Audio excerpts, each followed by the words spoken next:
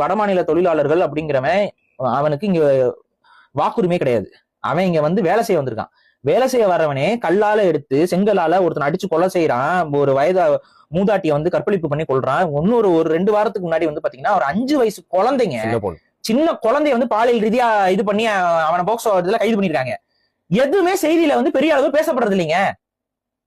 ஏன் வடமாநிலத்தை தப்பு செஞ்சோம்னா ஏன் பேசுறது இல்லை? இதுக்கு பின்னாடி இருக்க ஒரு அயோக்கியத்தனத்தை நீங்க புரிஞ்சுக்கணும். வடமாநிலத்தவன் இங்க வந்து தப்பு செஞ்சா அதை பேசாம யாரை பாதுகாக்கிற? அப்ப அவன் வரணும், தப்பு செய்யணும், அந்த தப்பு அதிகரிக்கணும், அதனால தமிழர் எல்லாம் வதைப்படணுங்கிறது என்னமா இந்த ஊடகங்களுக்கு? அப்படியான ஒரு ஊடகம் யோசிக்கிறதுக்கான காரணம் யோசிக்கிறானுங்க. ஏன்னா இவன் பல பேர் இவன் தமிழ் அல்லாதவன் இங்க உட்காந்துருக்கவன், இந்த ஊடகம் நடத்துறவன், இந்த ஊடகத்துக்கு முதலாளியா இருக்கவன் பல பேர் தமிழர் அல்லாதவன். இவன் இந்த நாடு நாசமா போட்டுன்னு நினைச்சு பண்ணிட்டு இருக்கான். நாடு நாசமா போகணும்னு நினைச்சு பண்ணிட்டு இருக்கான் அத்தனை பேரும். எங்க இப்ப தமிழரா இருக்கிறவங்க ஊடகம் நடத்துறவங்க அவங்க என்னங்க இப்போ இதுல வந்து இப்ப அதெல்லாம் அவங்க தானே பேசிட்டு இருக்காங்க. இப்ப அவங்க தானே எடுத்து அட்லீஸ்ட் ஊடக தர்மத்தோட பேசுறாங்கல்ல. யூடியூப்ல உங்களை மாதிரி ஆட்கள் பேசுறாங்க. ஆமா, நம்ம மெயின் ஸ்ட்ரீம் மீடியா இருக்கா? இல்ல மெயின் ஸ்ட்ரீம் மீடியா வச்சிருக்கவன் பேசணும். எவன் எந்த தமிழ்கிட்ட மெயின் ஸ்ட்ரீம் மீடியா கிடக்கு? எல்லாம் பிறமொழியாளர்கள் கட்டுப்பாட்டுல உட்காந்துட்டு இருக்கு. அதாவது ஹெட்டா இருக்கிறவன், நிர்வாகத்துல இருக்கவன் அத்தனை பேரும் முதலாளிகள். சில பேர் தமிழராக இருந்தாலும் கூட அந்த ஊடகத்தை நடத்துறவனா யாருன்னு பாத்தீங்கன்னா பிறமொழியாளர். இங்க உட்காந்துக்கிட்டு தமிழ்நாட்டுல இவ்வளவு பெரிய கொடுமை. நான் என்ன கேக்குறேன், ஒண்ணும் இல்ல. இப்ப இது ஏன் நம்ம பேசுறோம்? ஏன்னா நாளைக்கு இன்னைக்கு இவன் அடிச்சுட்டு போறவன் வடமாநில தொழிலாளர், நாளைக்கு இவன் தமிழ்நாட்டுடைய குடியுரிமை பெற்ற வாக்காளர், முதலாளியாவும் மாறதுக்கு வாய்ப்பு. அவன் முதலாளியா மாறுறான், தொழிலாளியா இருக்கான், அது பிரச்சனை இல்லைங்க. வாக்காளரா மாறுறாங்க. அவன் யாருக்கு வாக்குப்படுவான்? பாஜகவுக்கு. அவன் பாஜகவுக்கு வாக்குப்படுவான், அவன் காங்கிரஸ்க்கு வாக்குப்படுவான். இவங்களோட கொள்கை என்ன? இவர்களுக்கு தமிழ் மொழியின் மீது ஏதாவது பற்று இருக்குதா? உணர்வு இருக்குதா? இந்த மண்ணை பற்றி கவலை இருக்குதா? எதாவது ஒரு கவலை இருக்கா?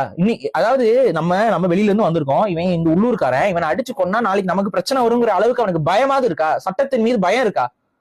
இவன் வாக்காளரா மாறினானா அவன் எப்படி வாக்குப்படுவான்? யாருக்கு வாக்குப்படுவான்?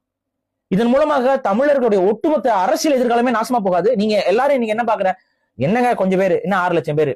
கொஞ்சம் யோசிக்கணும். நாம் தமிழர் கட்சியுடைய முதல் வாக்கே எவ்வளவு? 4 லட்சம் தான். 6 லட்சம் கிடையாது, வெறும் 4 லட்சம்.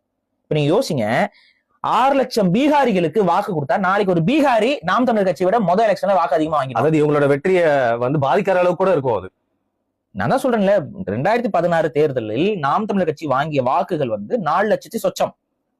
இந்த 4 லட்சத்தி சொத்த வாக்குகள் தான் உணர்வுள்ள தமிழர்கள் ஆரம்பத்துல போடுறான்.